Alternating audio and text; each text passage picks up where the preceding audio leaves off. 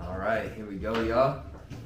We're gonna talk about ciphering, right? I've gotten this question a couple times, but a lot of people are kind of challenged by ciphers. You know, in some ways it's not the culture of the kids today, right? Like, so it was definitely a part of the culture of the past, and it's something that we still do in the street dance world. So, like, what are your thoughts on ciphering?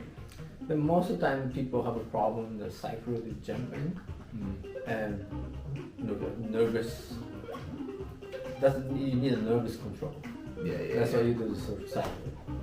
Then battles, a lot of people go into battles that happen most of the time, or contests. But you still got some nervous things.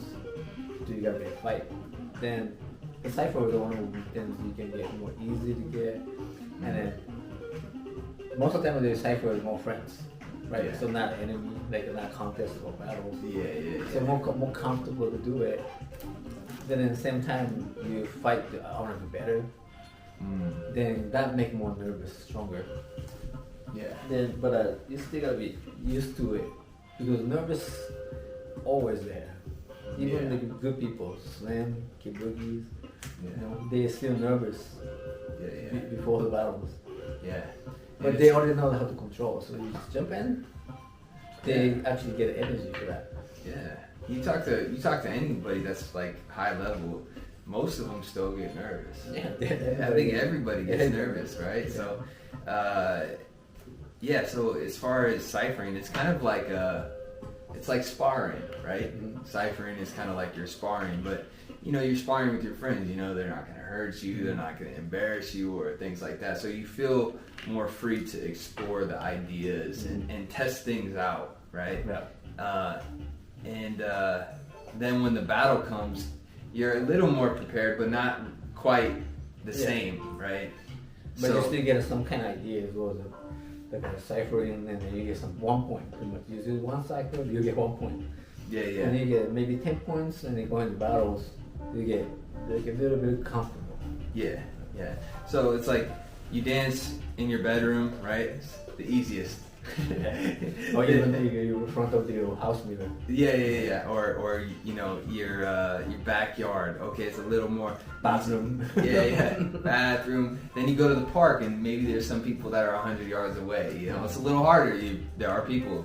So you slowly start to get like exposure, right? It's kind of like public speaking, where you speak to, you know, your friends and your family, or then, you know, varying levels of fear that you have to deal with. And so eventually, through exposure, through different levels of fear you're navigating, eventually you can get to full big stages and not freeze, right? And so that's kind of like you're a person by yourself, and then nervous idea. So that's the most first thing, the problem when people jump in and the circles they can't do right because nervous. They after you watch by yourself with the videos, and then I should do this or that, or you just hate it.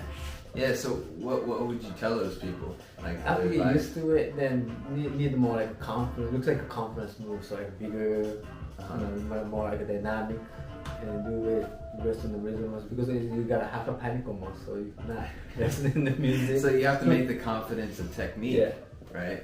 So you have to like showcase confidence. Then after you get used to it, now you can do exchange with people. That's another credit you can get it.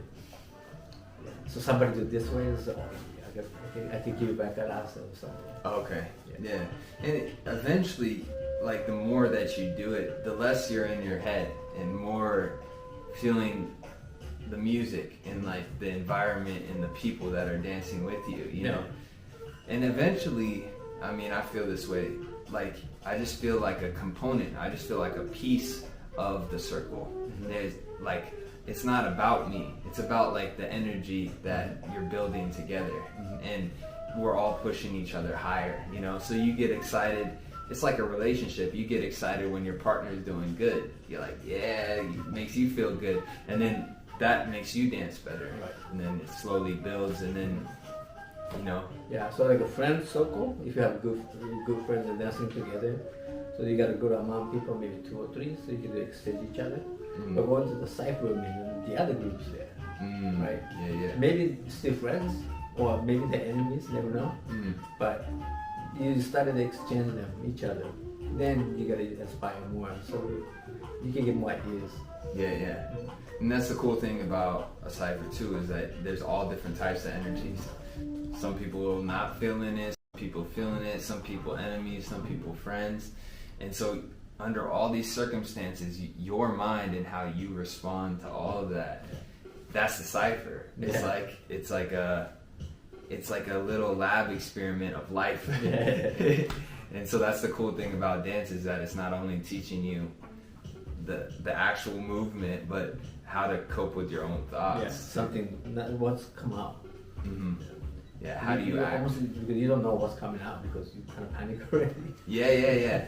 So you learn how to navigate that. And then the battles are different experience you can get it too. But most of the time the battles that they play, you put them with the whack ass songs and everything. That's what you think. Yeah.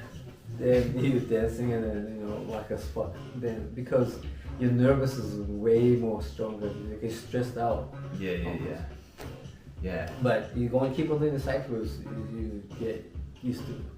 So that's why you form another cypher. Yeah, you get used to dancing to whack music. Yeah. Well, that's why we play the music of weird music a lot. Yeah, so we get used to where we don't have to necessarily feel it 100% like it's our favorite song, but we can still get down. Yeah. So, yeah. Hope that answers y'all questions about ciphering. But I think just encourage y'all to just, step out there and then just slowly realize the first time you do it, you're gonna suck. Get those rounds. Honestly, to this day, I'm like, almost 11 years now I've been popping.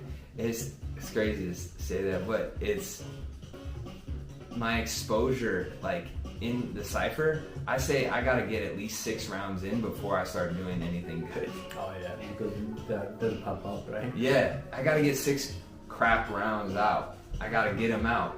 Just get them out, Oh yeah, the first one's always whack. Always whack. So, second one, you start like, okay, maybe I feel it. Third, you start to warm up, Hopefully it doesn't take me 6, but I give myself 6 to like get them out. And sometimes like 3 to get it. Yeah.